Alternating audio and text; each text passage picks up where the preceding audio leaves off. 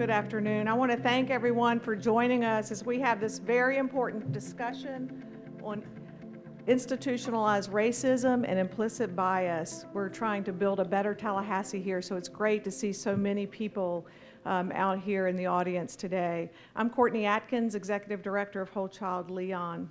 And it's clear by the number here, I think we had more than 320 people register for this event, that this is a very important topic.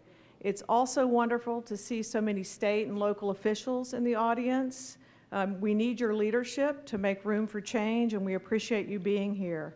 If you're an elected official, would you please stand and be recognized? Elected officials.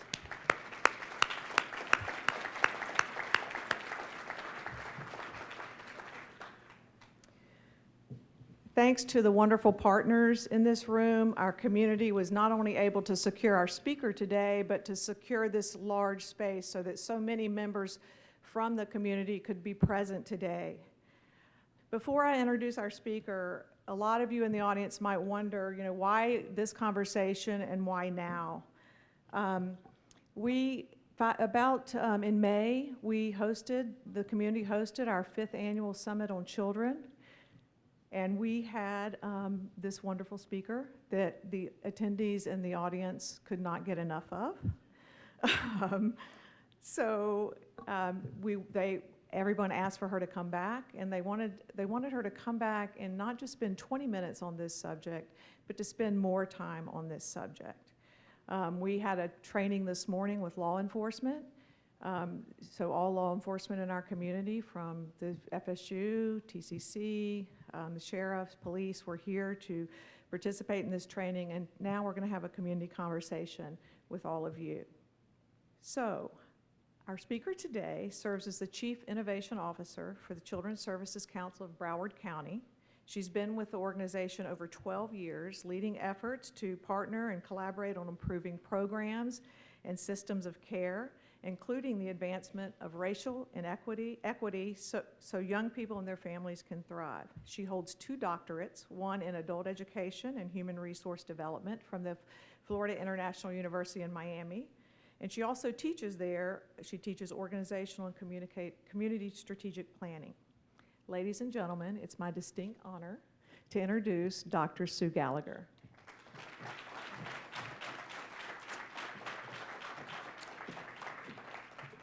Okay, good afternoon, City of Tallahassee, Leon County. How you doing?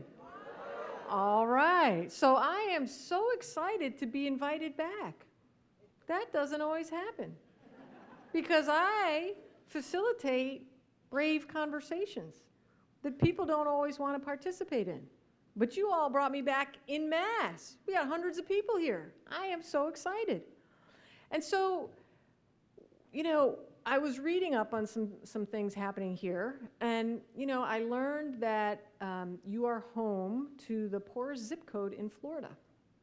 You're also home to the area that has the lowest social mobility for children in poverty. Those are extreme opportunities to take what we talk about here today and turn that around and show the rest of the state and the rest of the nation, how do we change those things around? How do we turn those things around?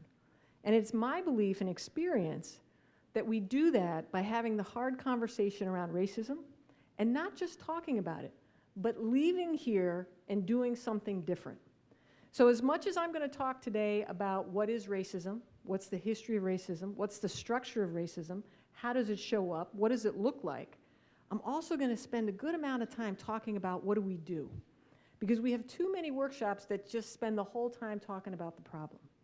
But we really need to say, where are those things that we can start doing in our job, in our institutions, and in our community to create the change where this is our reality, where everyone in Leon County and the City of Tallahassee is well educated, is prosperous, is healthy, is safe, is connected.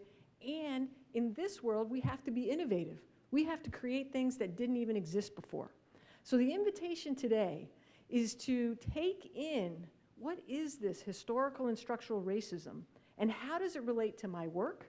How does it relate to my community? How does it relate to my own psyche, my own consciousness? So that when I walk out of here, I have a couple of ideas. I have a couple of things on my to-do list that I can begin to be a part of this anti-racist change. And what you guys do here in Tallahassee, we're going to be watching you in Broward. Because we've shared parts of this workshop that you're going to have this afternoon with almost 3,000 of our colleagues in Broward County. Because we've needed our folks to understand, why are we still struggling with so many people not thriving? So many people not getting education, not being economically advanced. And this framework has helped us to have conversations that we've never had before in terms of how do we create this change.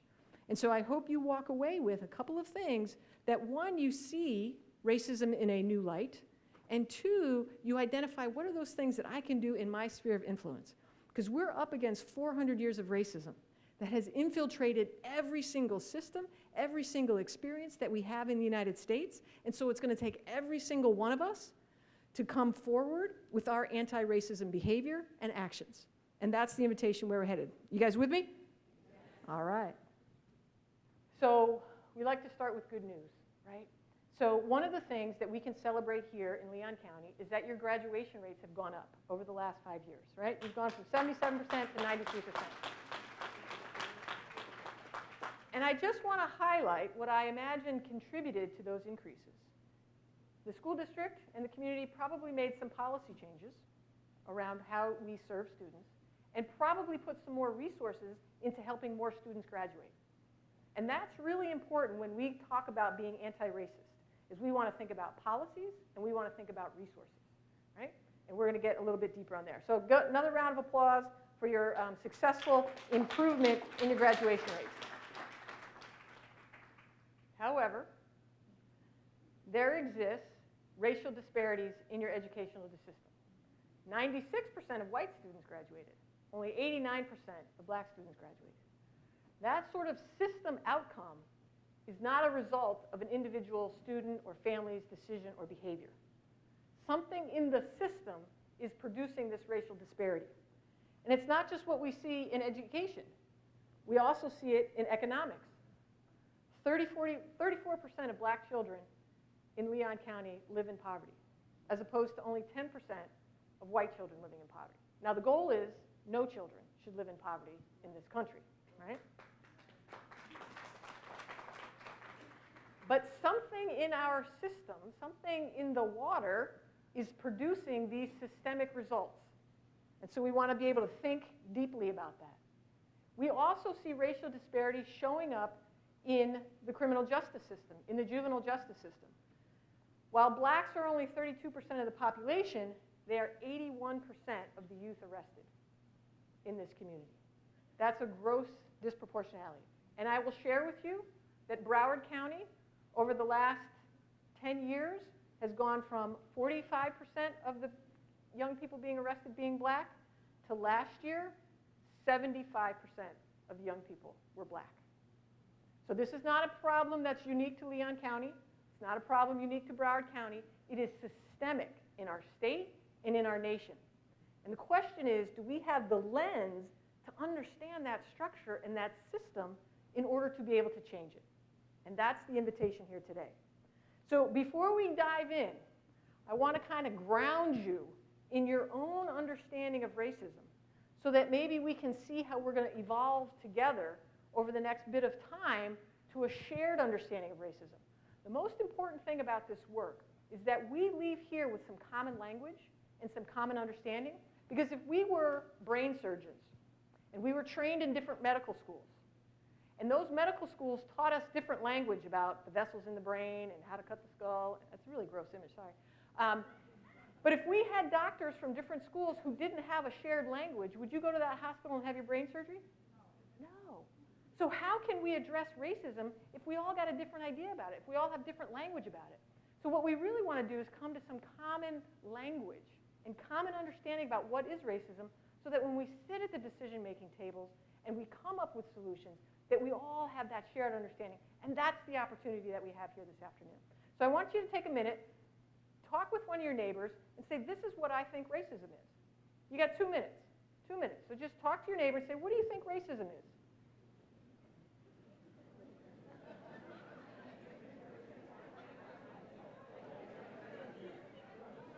And so what we heard is that there's an element of racism which is about our individual experiences and our individual prejudice and bias, what's in our body and our consciousness. We also heard about it as some systemic piece. We also heard that there's a power piece to this racism thing, right? So the good news is, like people touching an elephant who are blind, everybody's part of the description is correct. The question is, as a community, how do we bring all of those pieces together so that we can really move the elephant off of our backs, is really the metaphor. So where do we begin? We begin by talking about fish. So folks from North Carolina, a place called the Racial Equity Institute, have been coming to Broward for the last 3 years and have trained about 2,000 folks in a 2-day racial equity workshop where we've gotten intensive training around language and concepts and ideas so that we can really advance and move this work forward. And where they start with us is saying a lot of the work, because we fund 80 nonprofits to provide social services, right? And a lot of the work that nonprofits do is about fixing the fish. People come in, they have needs, they're at risk, right? There are certain deficits. Does that sound familiar to anybody? Right? When you go to write a grant, what language do you use? Target population, at risk, at need, right? Have a lot of needs, okay? And all of our efforts go to fix that fish. But if the lake is poisoned and the groundwater is not well, are we ever going to be able to stop fixing the fish? Will they ever stop showing up broken and in need? No. So we have to get to understand what's in the lake and what's in the groundwater that feeds the lake that is producing these kinds of racial disparities in our community, these inequities in our community where not everyone is thriving. But how do we see that? It's really hard because we only kind of play off of our day-to-day interactions with people. And to step back and look at a system is uncomfortable. It's not easy. It doesn't come naturally. We have to put in effort to study what's in the lake and even deeper, what's in the groundwater. Well, what I'm going to do with you all today is I'm going to give you the cheat sheet. So you will have a framework about how do we understand the poison in the lake and the way that the chemicals in the groundwater are coming up. Because what's in the lake and what's in the groundwater in the United States of America and in Florida and in every community that we live in is racism. It is a condition that continues to advantage a few to the disadvantage of many. And so we want to understand what is that dynamic so that I can be a part of creating the change to address that. And the good news is there is a ton of work that's been done to identify how do we counter racism. How are we to be anti-racist? And there are a plethora of resources, some of which will emerge during this conversation this afternoon, that you can take back right now and digest and read and begin using, right? And so we want to understand that while racism can have an individual embodiment and experience, it is also deeply embedded in the structure of our community. And how are communities structured? Communities are structured beginning with the law, right? The law says who has access, who has opportunity, who's a citizen, who has property, and who doesn't. That is the foundational infrastructure of every community. So what we'll learn here this afternoon is that racism is embedded in the laws, which then create the disparities and create a story about who we are. And we'll learn that today. So the laws and the policy create a social narrative, which then shape our individual experience. We all grew up hearing different things about what is racism and what racism isn't, right? And this morning when we were with the law enforcement folks, I had them share with each other, what was your understanding of racism before you were 20? As a child, what were you told, right? And in the sharing of those stories, people learned and heard things that they didn't know about that person even though they'd worked side by side with them for years, right? So how are we creating just a space to say, what is my experience of racism? And what has that done in my life, right? And how has that changed and how has that evolved? So one of the things that can be done as a community is to create spaces where people can share their experience of racism because you learn so much about what happens to people as they promulgate racism. And I'm going to give you a personal example. So I am a white woman. Did you notice? Okay. Originally from upstate New York. I grew up in a white suburb. We had one black girl in my whole high school of 2,000 people. And so what my parents taught me is to be colorblind. Oh, don't say black man. Don't see race. Be colorblind. Okay? That was what I was growing up with. But as a result of that, I couldn't see the experience of black people when they had racism. I couldn't see it. And so when people would say, I experienced this discrimination on my job, I would say, no, I don't really think it was racism. Right? I microaggressed all over them because I had no idea. Right? I didn't understand that my socialization, my experience, came out of this story that we can't see race. Right? Now, is that a personal moral failing of mine? Not until I became aware of it. Right? But now that I'm aware of it, I won't say those things. I take responsibility as a white person with privilege to not promulgate microaggressions, right? But that's how it's all connected. The laws, the story, and then the individual experience. So as you think about your work, what are the policies that are producing racial inequities in your system? What are the stories that we tell about that? Typically, we blame parents and we blame kids for not acting right in our stories, right? But we don't look at the fact that they didn't have adequate housing, they didn't have adequate health care, they were struggling with transportation, right? We don't put that into the equation of what we're trying to address. But after today, good news is you will. All right. One other point that I think is important to understand, and I'm not going to go into depth here, but this is a great resource for folks, is to understand the centuries of racism in the United States and its continuing presence today has traumatized black bodies and white bodies differently. But we are still carrying a trauma in our body from the experience of racism, either from being the oppressor and denying the humanity of other people or having our humanity died. Resma McKenna is an African-American therapist who has studied how this racialized trauma is in our bodies and what are the ways that we can release that to be more open. I don't know about you, but I've been in a room with white people who have tried to have a conversation about racism, and here's what's happened. Somebody starts crying, somebody starts getting really angry and upset, and somebody just leaves. Those are all trauma responses. Because white folks have been so traumatized by being dehumanizing of others that we can't even show up for the conversation. So some of the techniques that he lays out in this book, I think, are critical for white folks to be able to show up.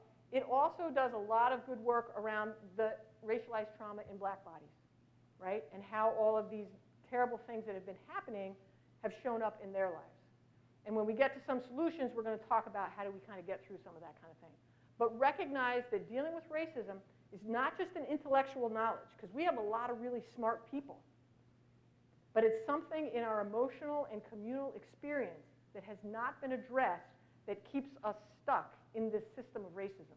And so we need experts who can help us in all of these places. Now, one of the things we've heard is, but Sue, you know, I work in nonprofits or I work in education.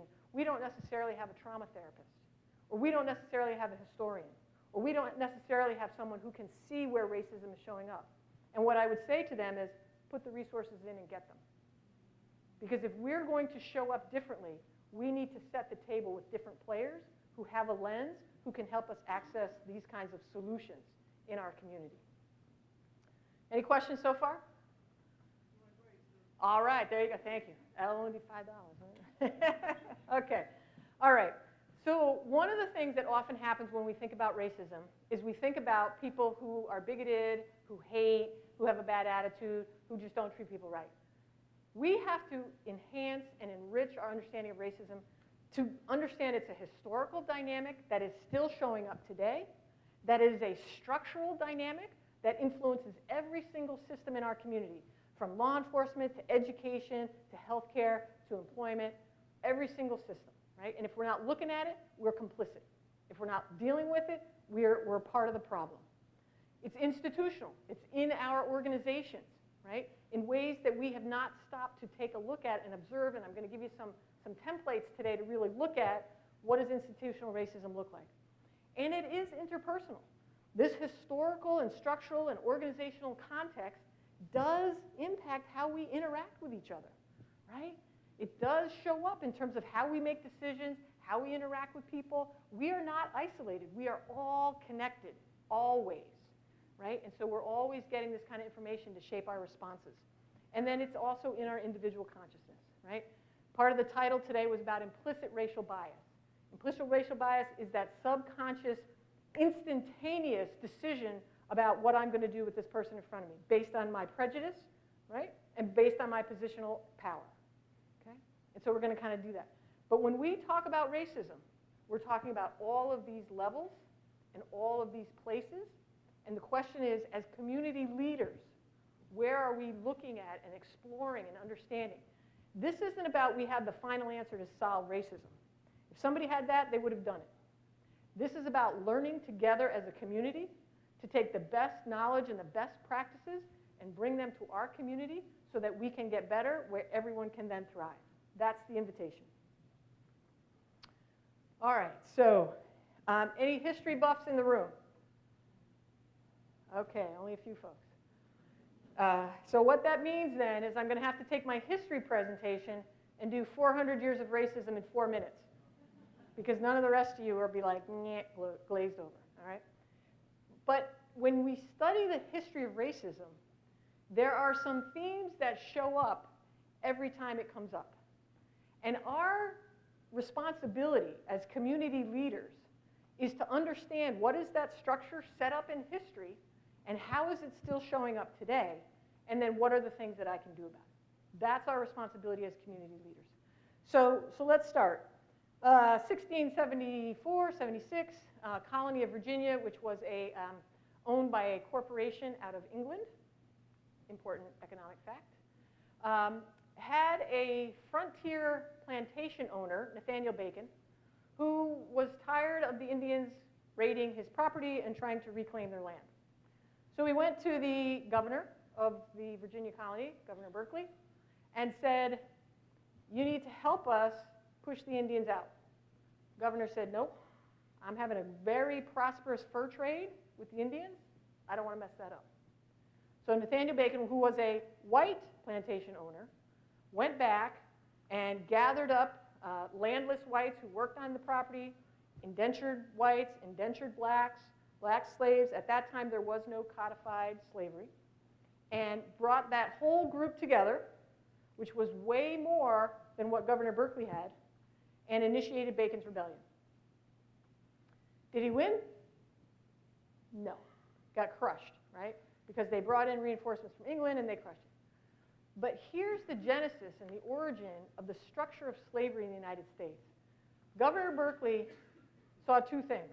One is he saw there were way more of them, multiracial, multi-ethnic collaboration, and we need to find a way to always keep them divided. So two things. One is he said, well, we're going to have the whites identify with us, so we're going to sort of give a pardon to all the whites who participated in the rebellion, and we're going to give 30 lashes to all the blacks who participated in the rebellion. So right there you see the beginning of differential treatment, right, for whites and blacks. And then secondly, gave a gun to the poor landless white folks to keep the black folks in line as they now put slavery into the law. So in 1705, the Virginia colonies passed the slavery codes, which institutionalized the buying and selling of human beings as property, right? Which made sure that no blacks could own arms, right? So very important things happened initially. We developed a mechanism to divide people based on the perception of race, and we put the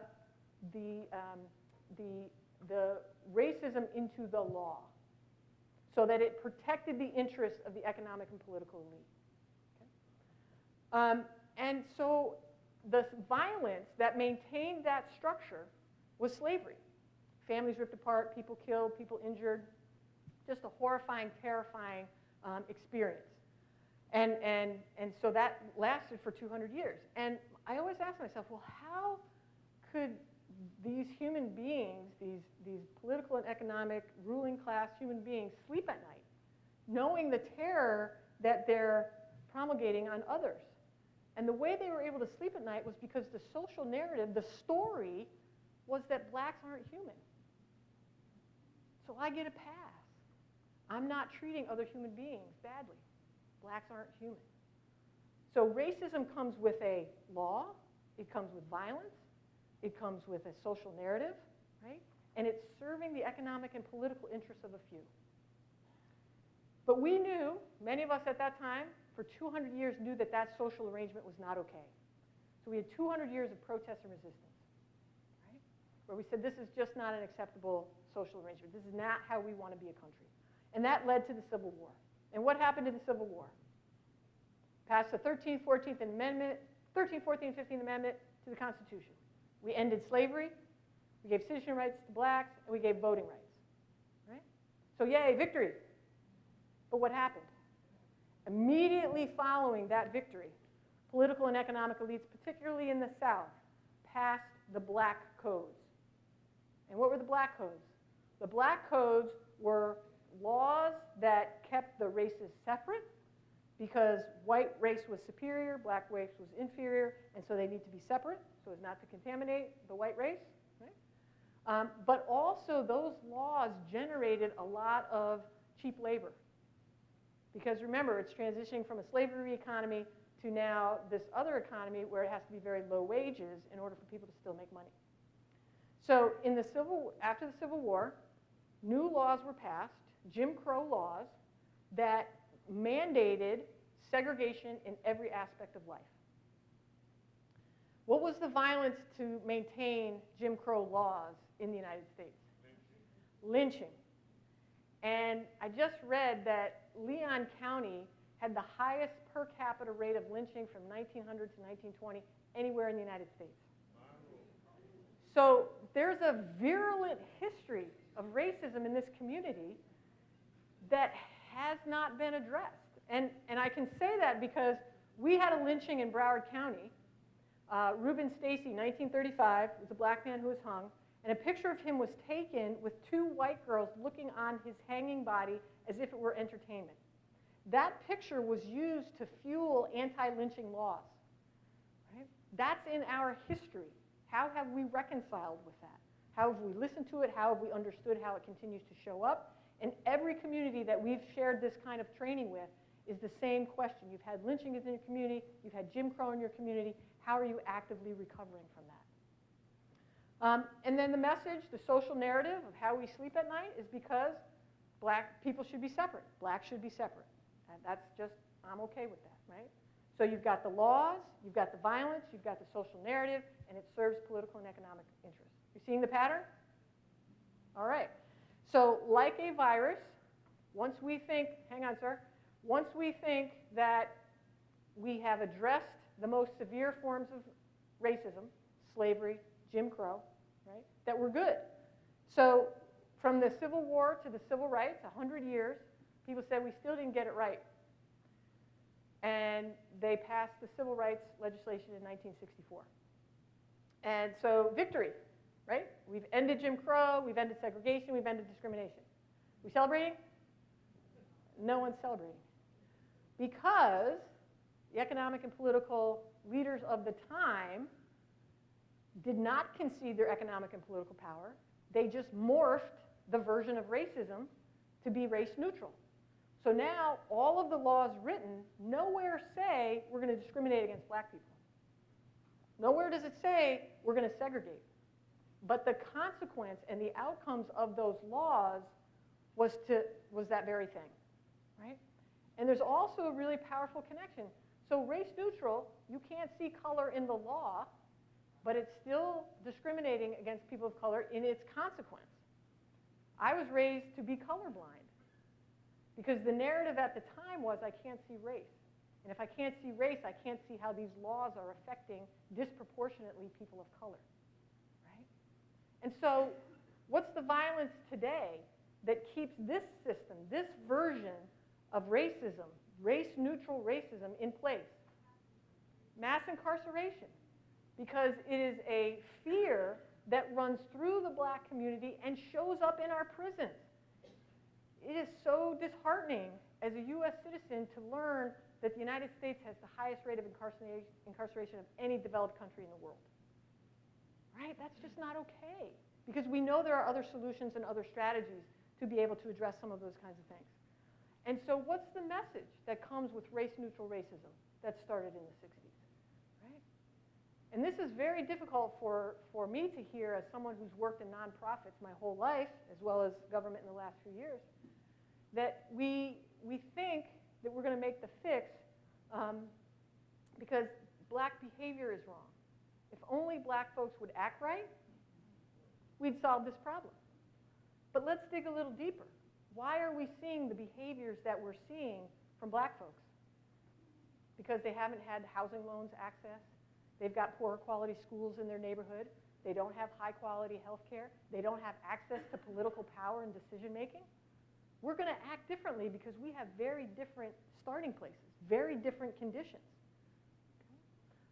And so it's not just that we don't want to offer help to individuals. That's still very important. But we want to take those individual experiences and translate those into system and policy change. So what we've done here in a little over 4 minutes, I hope no one was timing me, right, is we've laid out the essential structure of racism, which is that the political and economic ruling class create the laws that protect their self-interest. They then promulgate racist ideas and messaging, which are often come through in false science. For the early 20th century, and even today there's still vestiges that there is a biological difference between whites and blacks, right? When the reality is that we are more genetically the same than not. But when people are given very different conditions in which to grow, you will have very different outcomes.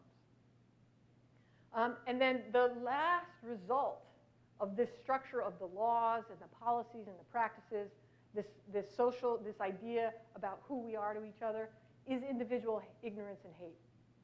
When I first came into this work, I thought we addressed racism by educating racists. The reality is we are all participating in this racist structure. And so it's much deeper than just educating ourselves out of racism, right? And being nice to people. My mother taught me to be nice to people, to be good to people, which I'm not going to stop doing, but I'm also going to do it with a lens to say what racist policies are still producing these racial disparities, right? I'm going to do both of those things. And that's the work of people who have privilege. So our community continues to look like this. If we look at the statistics for people who run Fortune 500 companies, who are they predominantly? Nonprofit agencies, higher education institutions, healthcare institutions, okay? That's not by chance. The laws and the structures created the pipeline of white males to leadership positions. Okay? And we are in a very different time now where we might need to look at those policies and practices and create some new pipelines, which is not to say none of that has changed. We are seeing some increased diversity, but it's at the margins. And so our work in being anti-racist is to center that pipeline of diversity to the top, to the sides, to the margins, to everywhere. Right? That's the invitation. I foreshadowed this a little bit. Every system in our community, and it's not just Leon County, it is every county in Florida, it is the state, it is the nation, has a racialized hierarchy with white on the top, black and brown somewhere in the middle or on the bottom, right? We also suffer ongoing social and spatial segregation, right? The black communities that were created under Jim Crow, I say in Broward, I think I can say here, we've not yet recovered from Jim Crow segregation in our community, right? We have maps that still show highly segregated communities by color, by race, right? We don't know our neighbors to the degree that would bring healing and hope and change and innovation and connectedness. And we continue to justify it by saying that, you know, black people aren't acting right. And that's how we can create this change. But we haven't done the hard work of really looking at what's contributing to people's behavior. You know, we work a lot in adolescent psychology. And what we've learned is that when young people act out, they're acting out for a reason. Maybe they didn't eat. Maybe their mom is sick. Maybe somebody in their family died. Maybe they saw somebody get shot. But we want to blame them for their behavior without understanding the context. You want to clap for that? And so here is a quick takeaway for you. When you're working with young people, I would say even with adults, who aren't acting right, don't say, what's wrong with you? Say, what happened to you? What happened to you? What was your experience? Let's replace punishment with compassion and empathy and understanding, because those are the things that are going to heal our community and create a new social structure. Here is what we've got to overcome in this race-neutral version of racism that we live and breathe in today here in the United States. We've got to overcome being colorblind. We have to see the effects of race in our systems, institutions, and in our communities. We have this idea that if we just treat everybody equally, we'll get to where we need to go. And I'm going to talk a little bit later about why equality doesn't work, why we need equity. And I'm going to explain why the difference is between those two. And we've got to move from just blaming individuals for their behavior, focusing on fixing individuals for their behavior, to looking at how do we change the community conditions, the differential responses that people have. And I'm not saying do one or the other. I'm saying that we have to grow up in our sophistication and our complexity to do both, to support individuals and to change community conditions. And that's the work where we are now in being anti-racist in this race-neutral time. Very quickly, I'm going to reiterate how racism in the law has created the conditions that we see today in our community. This work comes from policeequity.org. There's also a great book called The Color of Law that really delineates how law drives racism and shapes our consciousness. But these are just some examples. One of the things that strikes me as lunacy in United States law is this one about, we had 52 cases from the Civil War to 1952 that demarcated who was white and who wasn't white. If you're Indian, are you white? Or if you're Arab, are you white? If you're Irish, are you white? If you're Jewish, are you white? We had to put that in the law to define who gets white privilege of property and citizenship and power and authority and who doesn't. Right? That wasn't just because somebody was ignorant or hateful. It is embedded and codified in our laws around who's white and who's not. Okay? I'm going to talk a little bit later. Social Security Act, good idea. You get old, you get sick, you get disabled, you need a little bit of income to keep you from abject poverty. 1935, who was excluded from that act at the federal level? Agricultural and domestic workers. Who were what? So we've written a law that excludes a whole group of people. And we wonder why there's economic disparity, right? Because our laws promoted racist outcomes. So we also need to understand that these laws translate into words that come out of our mouths. So as I mentioned earlier, my colleague Michelle Higgs and I have done this training for about 3,000 folks in Broward County because we needed to have a shared language and a common understanding. And we heard a lot of these statements from white folks as we were doing this training. And I said, you know what, let me put all of these together into one place so that we can just put it out there into the universe, that all of these comments reflect white supremacy in the law, in our communities, in our narrative, in our practices, and in our policies. Okay, this is an ouch moment, right? Because I've said these things, right? I have said I'm colorblind. I've said I don't see race. I've said I have black friends. It's great that we have interracial relationships. It doesn't give us a pass as a white person that now we're suddenly anti-racist.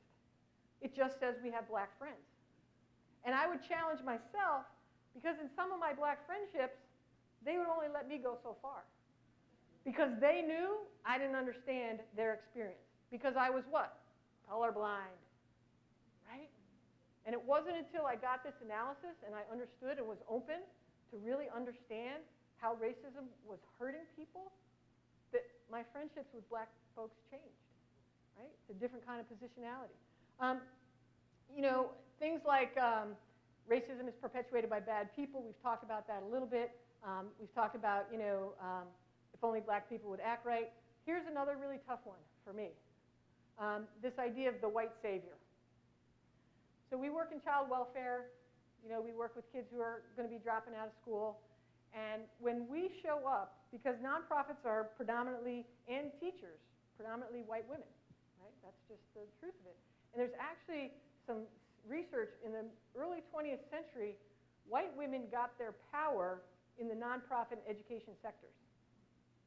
And so our power was then displayed as, I'm here to help the poor, needy black child or family, right? That doesn't create equity. That doesn't create relationships. That maintains hierarchy. I'm on top, and I'm helping you on the bottom, right? So we are now thinking very differently about this system professional and this system participant. And we're looking for ways to overcome that segregation, right? Because it perpetuates the racialized hierarchy. It perpetuates segregation. And we know we need to do that differently, right? And so when we say these things, we get a check. Yeah, like, no, that's not okay to say those things, right? We've got to go deeper in our analysis. Personally, this journey of anti-racism that I've been on is restoring my compassion, my care, is growing my relationships with people that I used to be afraid of. And so the spaciousness and the love in my life has expanded exponentially. I can show up and be authentic with people. So there's a restoration of humanity that happens for white people when we engage in this journey. It changes us because we've been socialized to not care, to not be empathetic, right? To not show up in solidarity with people. When you want to bring that then into the community or, you know, organizational level, there's the business case for when we are inclusive and equitable in our businesses, we are more profitable. We will make more money when we have a table of diversity that is truly diversity and not tokenism, right? We will make more money. And we will live in communities where we're not afraid to go into certain neighborhoods, or we're not afraid to go into certain restaurants, or we're not afraid to go to certain houses of worship because we feel comfortable with each other. Because I can go to different cultural celebrations and not be afraid or not be stereotyping others. That enriches us as white people to be connected to people who are different than us. There was a recent study by a sociologist who studied middle-class white families somewhere in the Northeast. And what she found is that the white parents were verbally very affirming of diversity. I want my kid to have different experiences. I want my kids to know other cultures. But when it came to a decision about where their child was going to go to school, if their neighborhood was integrated, they sent him to a private school. So here, how do we do that differently, right? Because we all want our kids to be successful. That study really struck me because every parent wants the best for their kid. And if white people think the only way they're going to get what's best for their kid is to go to a segregated school, we've got to, as community leaders, reframe that conversation, right? Because maybe that white parent needed to partner with black parents and say, how do we improve this school? Not just take my child out of it. That's where we have to show up brave and courageous. Public housing was a huge improvement from shanty towns that blacks lived in prior. There was running water, there was toilets, right? There was lights, okay? So it was huge improvements. But to your point, what we didn't see was the effect on the extended kinship network being destroyed by public housing. And so if we pay attention to that and say, how do we not let that happen again?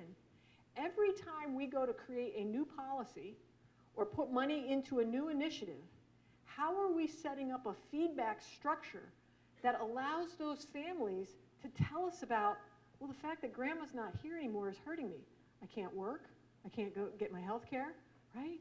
We have to build feedback loops for every policy or initiative that we start to really be in touch with our intention was to help and to make it better. But was the consequence bad? Was the consequence harmful?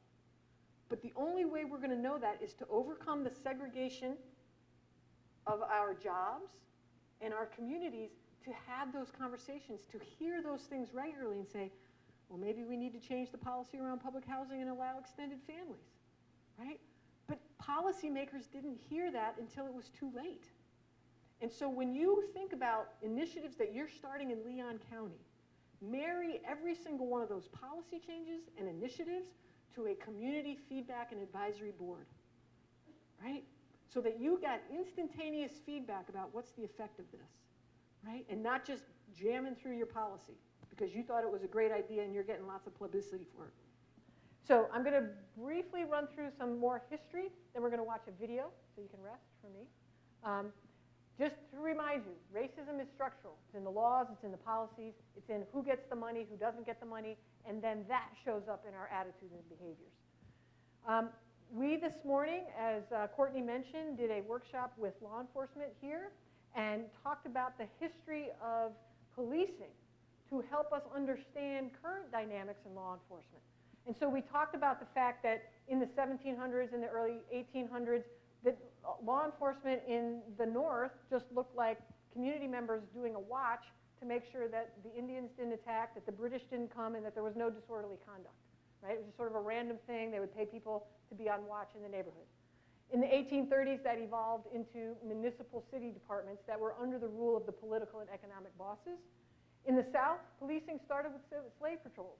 As I mentioned, under Bacon's Rebellion, it was the landless white folks who had a gun, who patrolled the enslaved Africans to make sure that they didn't run away, that they didn't have any uprisings, and that they followed the rules of the slave codes, right? Prior to the, during this time, lack of standards in policing, it was segregated, and its really main purpose was to maintain order from the dangerous underclass, the social narrative of who people were. Because we could have told a very different story about who people were in our country and maybe had some different outcomes. Under Jim Crow, here are two main dynamics that occurred. That the police was responsive to the political and economic ruling class rather than to the community, and that there was no accountability for lynching and mob violence, right? It just wasn't persecuted. So those are historical patterns that have been set up in the policing department and just needs to be talked about and understood and looked at and say, is this pattern continuing to show up in different clothing? Are there other ways that we can go about doing this? And recognize that if we wanted to change, we're up against generations of doing it in this way. Modern policing is building relationships with community members, community policing, addressing root causes. There's a professionalization and training and standards, use of science and technology. All of these things have advanced the field of law enforcement. What we have to ask ourselves as a community is there patterns of historical racism showing up in any of our operations? And where can we do better and do differently in terms of some of the policies and practices? And so I want to show you a very brief video that sort of pulls together the effects of all of these history and all of these structures that continue to show up in all of our systems. And it shows the lived experience of people who are encountering this history and structure of racism.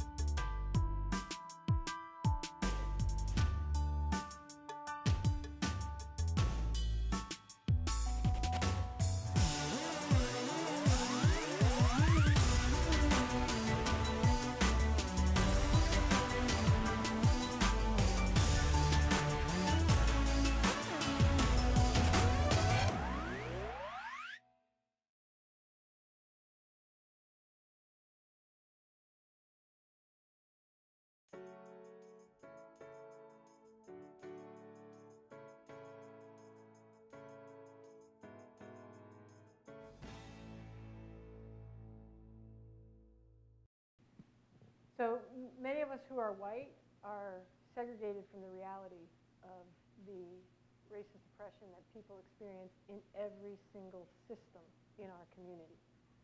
And it's not experienced in isolation. It's not like I went for a job and that was my only bad experience.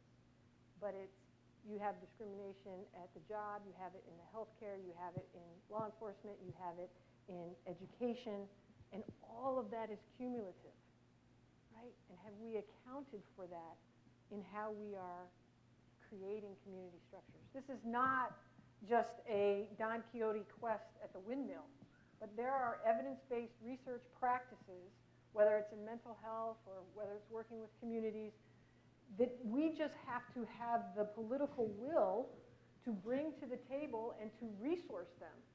And the other really, really important thing, every county in Florida and in the United States suffers from racially disparate infant mortality, where blacks are 2, 3, or 4 times likely to have an infant death than whites. No matter their level of education or their economic status, it exists. And if we don't have the women who are experiencing this at the decision-making table, sharing their experiences, then we are going to keep perpetuating the very problem it creates. Last fall, Broward passed an Affordable Housing Act to bring money in for the housing piece. They passed it unfunded, but they passed it, which was a step, right? It was a symbolic step, and now they're going after the money to do that. But here's the thing about being anti-racist and about promoting people thriving, is that it has to come at the policy level, right? And to change policy from people who wrote it the first time takes people organizing together to say we want it different. So there's community organizing that has to be done around this work. There's institutional organizing that has to be done to change our HR policies, our hiring practices, our promotional practices. So what we have to be thinking about is, where are we organizing and strategizing to create innovative solutions as a community? Racial equity is a situation where we have to innovate. My title at the Children's Services Council is Chief Innovation Officer. That innovation is driven by partnering with people for equity. And that's it. Because when I am engaging people of color, people who have been at the margins, at the table, innovation just flourishes. So I'm going to move very quickly. Matter of fact, I'm not even going to talk about it because I want to be respectful of your time. But you have a history of racism in Leon County. Know what that history is. Know how it continues to show up.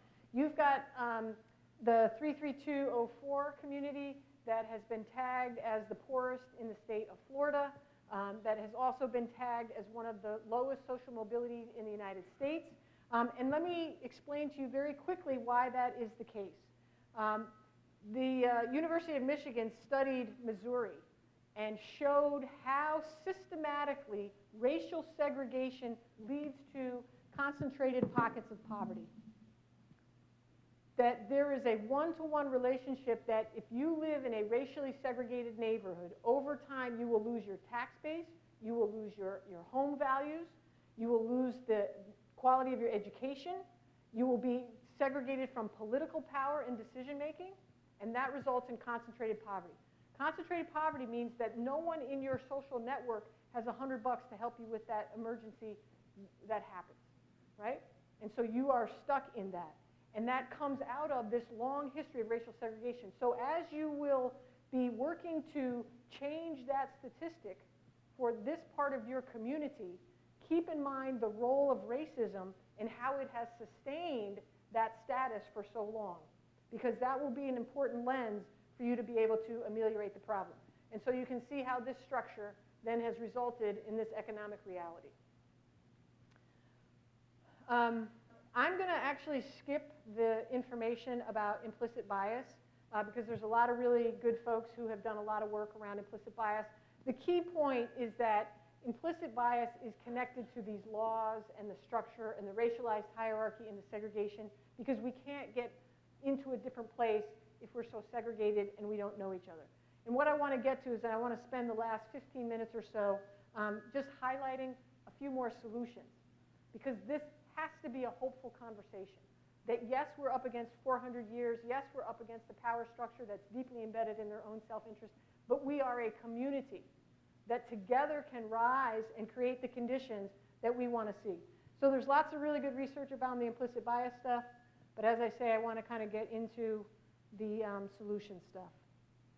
So I'm just going to kind of, you know, implicit bias shows up in every single sector: healthcare, housing, education, criminal justice, and you should all have an expert in your sector sharing this research and these strategies with all of you.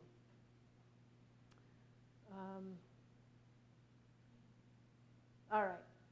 So when we're going to be dealing with racism, we have to be aware of it. And I think we've done a great job this afternoon of really understanding racism and bias and how it shows up. We've got to be able to talk about it. One of the things that I spoke about this morning with law enforcement is make the conversation about racism and racial equity part of how you do business. Don't make it an exceptional training that you have once every 6 months to kind of talk about this. Put it on your agenda items with your supervisor. Put it in your department meeting agenda. Put it in your agency agenda. Where is racism showing up? What policies or rules or practices are promoting these racially disparate outcomes, right? Disaggregate your data. Look at it. Have it be, this is how we do business. And I'll say we've been doing this at the Children's Services Council for the last year, where every meeting has racial equity on it. And what it's doing is it's generating ideas and information and solutions that we didn't have before. But now that we have embedded it in how we do work, we are a part of the change. We are part of being anti-racist. The other key point of this work is centering the experience of people of color. Because white folks have serious blind spots around racism, right? We don't live it. We're not connected to it if we don't know people, right? And so to be able to hold that. Now, the trick is, and I'm going to show a couple of slides, is that as we're centering the experience of people of color who have experienced racism, right, who know what it looks like, who know what it feels like, we have to make sure that we don't shut people of color down. And there's some very specific ways that we do that. I also mentioned earlier today about having community advisory boards. But it can't be a community advisory board that's a token, right? We need to think about paying people. We need to think about training people. We need to think about having a fully resourced community advisory board and feedback loop that actually generates recommendations that policymakers implement, right? And we have to evaluate and check ourselves. We should be having community conversations for all of our systems. That's how we will be anti-racist and create thriving whole communities. And this is not just Sue talking. I mean, this is coming out of research-based, evidence-based practices where communities have been able to address racism by implementing these relationship-building practices. Addressing racism is about building relationships that we didn't have before to create change in ways that we can't even imagine because we haven't sat at the right table. A couple of quick things, and then I'm going to wrap it up. So a lot of times we spoke about we need to treat everybody equally. What I think is helpful is to recognize that when people have good homes, good jobs, good education, fair justice system, and effective education, that people thrive. Right? When people have these fundamental foundational conditions, people thrive. But when you introduce historical and structural racism into the experience in the communities of people, now you have people who have very different experiences, right? Who don't have good housing, good health care, good education, and a fair justice system. And so when we go to create community solutions, we have to recognize that it's not about treating everybody equally because everybody doesn't have an equal foundation. And so we have to be able to customize our responses to create equity for people to get across the finish line, right? So when we go to create solutions, it's not about treating everybody the same. It's about crafting equitable solutions that meet people where they're at to help them get across the finish line in their own way. So one of the things that is important is, to the gentleman's point he made earlier, there are a plethora of policy solutions that will address the issues that were talked about today. But somebody has to research those and bring them back into the community and bring them to the decision-making tables to be implemented, right? And so this is just a sample list. And I think the PowerPoint can be made available to folks afterwards. It's a public document. So these were ones that came out of the presentation by the National Urban League President, Mark Morial. And I'm going to end with a couple of tasks that people who have privilege can do and people who do not have privilege can do to facilitate the conversations. This comes from work by Kenneth V. Hardy, who is an African-American therapist and academic. He has a long history of working with African-American and black males. And he identified some very specific ways that privileged folks can move this work forward without shutting it down. The first one is that we have to focus on consequences and not intentions. In my life, I know that I have said many times, I have very good intentions. I didn't mean for this to happen, right? Because I'm looking for some forgiveness because I had a good intention. But I have to thicken up my skin and realize that my good intention resulted in some very negative consequences. I have to own those consequences and think, how do I do better next time, right? So when we hear ourselves saying, oh, I was good intentioned, I meant well, but the consequence was harmful, then we've got to go back and do the work again. The second task for the privilege is to avoid obvious and covert ways of shutting down people of color. And this is really, really important because we've had a lot of power for so long that we don't even know that we're shutting people down, and then we wonder why people don't talk, right? Because when we ask questions, when we give advice, when we're silent, or when we say, well, I had a similar kind of suffering, right? Or we just challenge them, that shuts down the conversation. So as we're at the policy and decision-making tables, let's be mindful of our behavior that may be shutting down the work. These are probably a little bit more familiar, right? When we encounter something that makes us uncomfortable, that we don't feel good about, we have many ways of responding, and these are historical. The first ways is we can get really, really mad, really, really angry, and shut it down, right? We can also start crying, right? We can also stop engaging and participating, right? And then we can even try to get even. These are things that we will do from a position of privilege to make sure we keep getting our way. And if we are going to do this work in community, we have to manage and monitor our own privileged behavior in order to advance the conversation and advance the work. And then lastly, white folks are really good about giving black folks advice, right? You should just do this. But really what we need to be doing is sharing the vulnerability of our own experience so that collectively we can come up with the responses. And the citation for this is in the PowerPoint, so you can read it more in fullness. And then there are also tasks for folks who are not privileged, right? Is to challenge the silencing and the voicelessness, to continue to challenge ourselves to speak up with our truth about what's going on, to regulate and rechannel rage. Conditions of racism cause rage. That should surprise no one. But how are people channeling that for advocacy and staying engaged? And then the last one that he suggests is because of the history of black folks taking care of white folks, that we have to, people of color have to stop caretaking for white folks. Doesn't mean we have to stop caring, but over and over again, black folks will save white folks in a meeting, in a public forum, so that they don't feel bad, right? And that has to stop so that white folks can process the hard feelings, the complicated thoughts that are going on so that we can build our anti-racism muscles, right? So those are some of the tasks that both of us have to do in order to advance this work. Again, this is just another slide of strategies, right? Tell a new story of us. Not us and them, but of us. Not a deficit-based story that says the needs and at-risk, but what are their assets? What are our experiences? What are our expertise? How can we partner? Tell a different story. Center the experiences of people of color. I don't think I can say that enough. Disaggregate the data. Know your history. See how that history is still showing up in new clothes.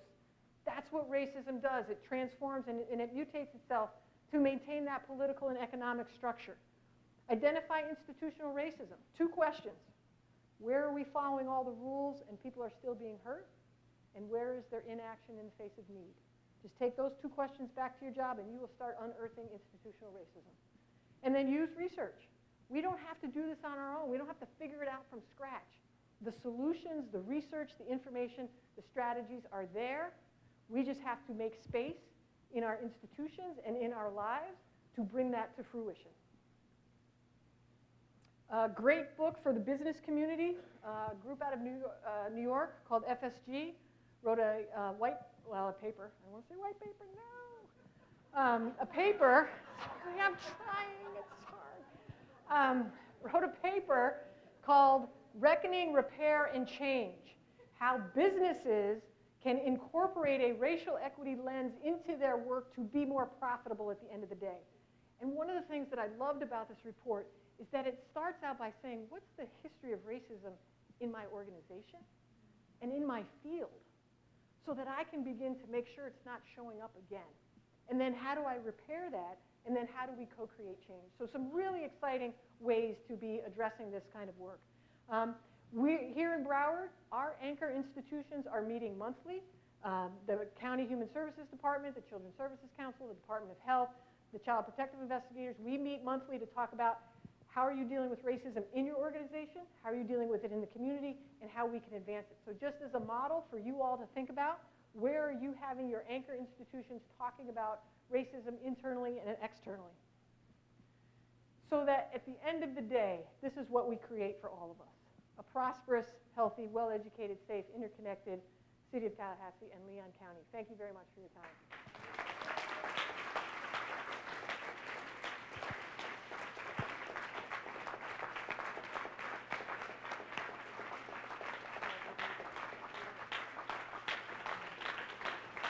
Good afternoon. It is great to look around this room and see the diversity in the room. I know you're dying to say something, but all of you may not be as vocal as some of us, Judy Mandrell, Diane Williams-Cox, and some other folks.